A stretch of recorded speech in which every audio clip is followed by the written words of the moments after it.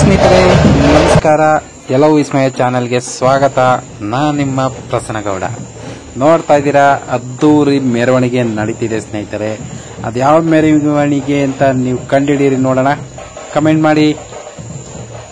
ನೋಡ್ತಾ ಇದ್ದೀರಾ, ಸೊ ಅದ್ಭುತವಾಗಿ ಜನ ಸೇರ್ಕೊಂಡಿದ್ದೀರಾ. ಇದೇನಪ್ಪ ಅಂದ್ರೆ ನಮ್ಮನೆ ಹತ್ರ, ಅಂದ್ರೆ ನಮ್ಮನೆ ಬೀದಿನಲ್ಲಿ ನಮ್ಮ ಬೀದಿಯವರೆಲ್ಲ ಸೇರಿ ಗಣಪತಿ ಕೂರಿಸಿದ್ರು. ಸೊ ಗಣಪತಿ ಹಬ್ಬದ ದಿವಸ ಕೂರಿಸಿದ್ದು, ಇವತ್ತು ವಿಸರ್ಜನೆ ಕಾರ್ಯಕ್ರಮನ ಹಮ್ಮಿಕೊಂಡಿದ್ದಾರೆ. ನಿನ್ನೆ ಎಲ್ಲ ಅನ್ನದಾನ ಆಯಿತು, ಇವತ್ತು ವಿಸರ್ಜನೆ ಕಾರ್ಯಕ್ರಮ, ಗಣಪತಿನ ನೀರಿಗೆ ಬಿಡುವಂಥದ್ದು. ಸ್ನೇಹಿತರೆ ಅದ್ಭುತವಾಗಿದೆ. ನೋಡ್ತಾ ಇರಿ, ಹೆಂಗೆ ಡ್ಯಾನ್ಸ್ ಮಾಡ್ತಾರೆ, ಹೆಂಗೆ ಕುಣಿತಾರೆ ನೋಡಿ.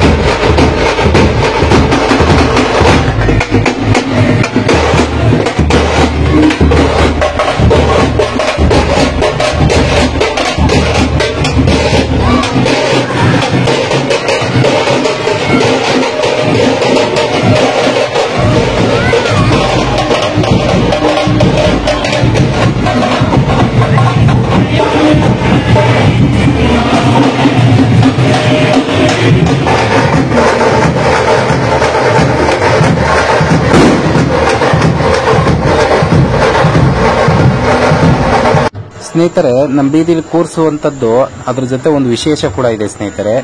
ಪ್ರತಿದಿನ ಒಂದೊಂದು ಮನೇಲಿ ಪ್ರಸಾದ ಮಾಡಿಸಿ ಅಥವಾ ಅನ್ನದಾನ ಏನೋ ಒಂದು ಮಾಡಿಸಿ, ಅವ್ರ ಪೂಜೆ ಕೊಟ್ಟು ಪೂಜೆ ಮಾಡಿಸಿ ಸಂಜೆ ಅಲ್ಲಿ ಭಕ್ತಾದಿಗಳಿಗೆ ಹಂಚಿಸ್ತಾರೆ ಸ್ನೇಹಿತರೆ. 100 ಜನ ಇರ್ಬೋದು, 500 ಜನ ಇರ್ಬೋದು ಸ್ನೇಹಿತರೆ. ಅವರವರಿಗೆ ದಕ್ಷತೆ ತಕ್ಕಂತೆ ಅನ್ನ ಸಮರ್ಪಣೆನ ಮಾಡಿಸ್ತಾರೆ ಸ್ನೇಹಿತರೆ. ಇದು ಒಂದು ಅದ್ಭುತ ಅಂತ ಹೇಳ್ಬೋದು.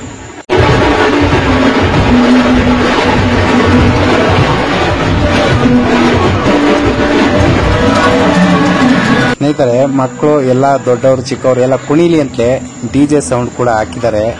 ನೋಡಿ, ಎಂಜಾಯ್ ಮಾಡಿ. ಅಲ್ಲಿ ಗಣಪತಿ ನಿಧಾನವಾಗಿ ಮೆರವಣಿಗೆಯಲ್ಲಿ ಬರ್ತಾ ಇದ್ದಾರೆ ನೋಡಿ.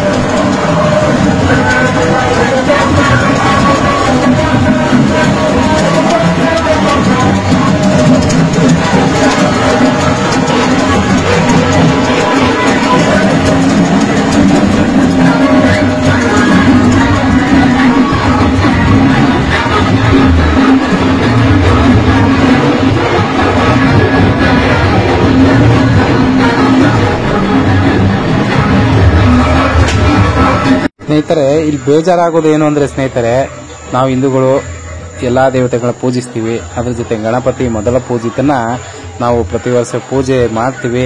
ಅದ್ರ ಜೊತೆಗೆ ಸ್ನೇಹಿತರೆ, ಗಣಪತಿನ ಯಾಕೆ ಪೂಜಿಸ್ತೀವಿ ಅನ್ನೋದ್ರ ಬಗ್ಗೆ ಒಂದು ವಿಡಿಯೋ ಮಾಡಿದ್ದೀನಿ, ನೋಡಿ. ಇದು ವಿಷಯ ಏನಂದರೆ ಸ್ನೇಹಿತರೆ, ಗಣಪತಿ ಪೂಜಿಸ್ತೀವಿ, ಒಪ್ಕೋಣ ಸ್ನೇಹಿತರೆ, ಅನ್ನದಾನ ಮಾಡ್ತೀವಿ, ಕಾರ್ಯಕ್ರಮಗಳು ಹಮ್ಕೋತೀವಿ, ಏನೇನೋ ಒಳ್ಳೇದಾಗುತ್ತೆ, ಸಂತೋಷ. ಆದರೆ ಕೊನೆಯಲ್ಲಿ ಸ್ನೇಹಿತರೆ, ವಿಸರ್ಜನೆ ಮಾಡಬೇಕಾದ್ರೆ ಭಕ್ತಿಪೂರ್ವಕವಾಗಿ ಮಾಡಲ್ಲ. ಟ್ರ್ಯಾಕ್ಟರ್ ತಗೊಂಡೋಗಿ ಹಾಗೆ ಮೇಲಿಂದ ಬಿಟ್ಬಿಡೋದು, ಬುಲ್ಡೋಜರಲ್ಲಿ ತಗೊಂಡೋಗಿ ಎತ್ತಾಕೋದು ಸ್ನೇಹಿತರೆ, ಹಂಗೆ ಎಸ್ಬಿಡೋದು, ಹಿಂಗೆಲ್ಲ ಮಾಡ್ತಾರೆ ಸ್ನೇಹಿತರೆ. ಮಾಡೋದ್ರಿಂದ ಸ್ನೇಹಿತರೆ ಅದಕ್ಕೆ ಕಾಲು, ಕೈ, ಸೊಂಡು ಎಲ್ಲ ಮುರಿದೋಗ್ಬಿಡುತ್ತೆ. ಒಂದು ದೇವರನ್ನ ನಮ್ಮ ದೇವರನ್ನ ನಾವೇ ಅಪಮಾನ ಮಾಡಿದ್ರೆ ಸ್ನೇಹಿತರೆ, ಬೇರೆ ಧರ್ಮದವರು ಹಾಸ್ಯಾಸ್ಪದ ಅಂತ ಅನ್ಸುತ್ತೆ ಸ್ನೇಹಿತರೆ. ದಯವಿಟ್ಟು ಅರ್ಥ ಮಾಡ್ಕೊಳ್ಳಿ ಸ್ನೇಹಿತರೆ.